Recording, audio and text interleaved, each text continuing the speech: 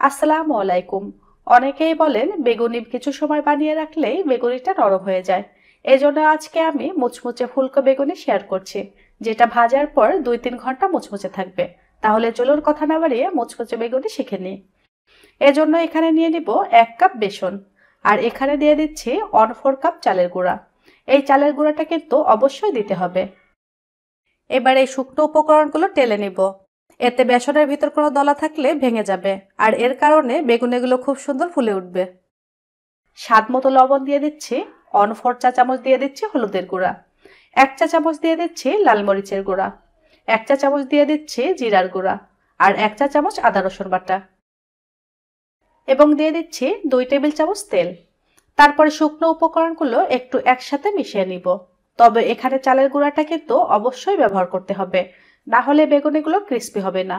আর অল্প অল্প করে পানি দিয়ে একটা গোলা বানিয়ে নিব। এই গোলাটা আদা রসুন ছাড়াও বানিয়ে নিতে পারেন, তবে দোকানে কিন্তু দিয়ে থাকে, এজন্য দোকানের বেগুনিগুলো এত মজার হয়। এই গোলাটা কিন্তু অল্প অল্প পানি দিয়েই বানাতে হবে। যখন এমন ঘন হয়ে আসবে তখন ভালো করে ফেটে নিতে হবে। যত ভালো করে মেশাবেন আপনার বেগুনিগুলো তত ফুলকো হবে। আমার গোলাটা কিন্তু রেডি হয়ে গেছে।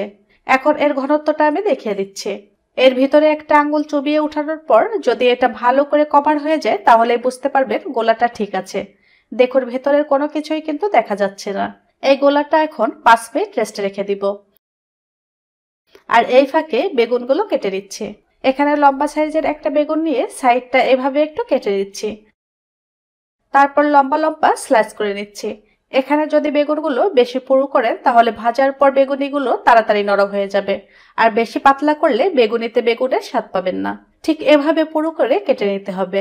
বেগুনগুলো আমি আগে থেকে ধুয়ে কেটে নিয়েছি, এজন্য কাটার পরে আর ধুতে হবে না। এখন বেগুনের গায়ে 1/2 চা চামচ লবণ আর 1/2 চা চামচ মরিচের গুঁড়া মাখিয়ে নিচ্ছি। এখন এগুলো ভেজে নিব। এদিকে বেসনের গুলা রেস্টে রাখা হয়ে গেছে। এবার এর মধ্যে 1/4 চা চামচ বেকিং সোডা দিয়ে দিব।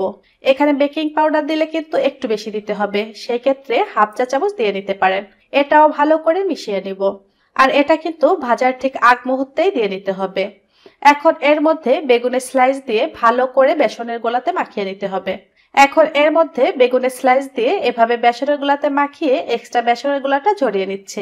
তারপর একদম গরম তেলের মধ্যে দিয়ে দিচ্ছে।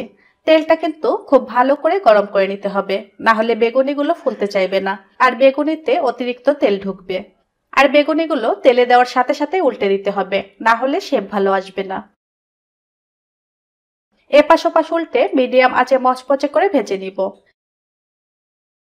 যখন এমন সুন্দর একটি কালার আসবে তখন তেল ঝরিয়ে উঠিয়ে নিচ্ছি।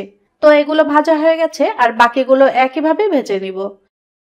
এবার এগুলো গরম গরম পরিবেশনের পালা। দেখতে যেমন সুন্দর হয়েছে, খেতেও অনেক বেশি মুচমুচে হয়েছে, আর এটা অনেকটা সময় ধরেই ক্রিস্পি ছিল। আশা করছি আমার আজকের সহজ বেগুনি রেসিপিটা ভালো লেগেছে। এরকম সহজ সুন্দর রেসিপি পেতে চ্যানেলটি অবশ্যই সাবস্ক্রাইব করে রাখবেন।